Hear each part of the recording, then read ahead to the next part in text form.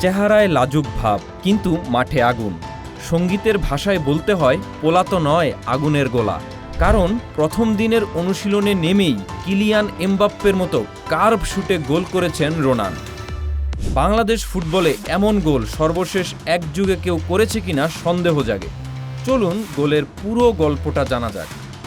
Mark কক্সের অধীনে শুরু হয়েছে বাংলাদেশ অনূর্ধ্ব ২০ দলের ক্যাম্প, যে ক্যাম্পে সবচেয়ে বড় নামটা রোনান সুলিভানের। প্রথম দিন নেমেছিলেন অনুশীলনেও, নেমেই নিজের জাত চিনিয়ে এসেছেন এই origin footballer. Coach Mark Cox ২ দলে ভাগ করে একটা অনুশীলন ম্যাচ আয়োজন করেছিল। অনুশীলন ম্যাচে চোখ ছানা বড়া করে দেওয়া এক গোল করেছেন বাংলার ফুটবলের ফিউচার স্টার। যে গোলে প্রথমে রোনান ওর লম্বা পায়ের মাধ্যমে বলটা রিসিভ করেন, তারপর মার্কারকে ছুঁড়ে ফেলেন এবং সবার শেষে নন্দিত কার্ভ শটের মাধ্যমে গোল।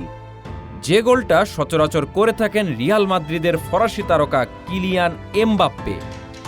বাংলাদেশ ফুটবলে সেন্টার ফরওয়ার্ডের পা থেকে এমন গোল কবে দেখেছেন?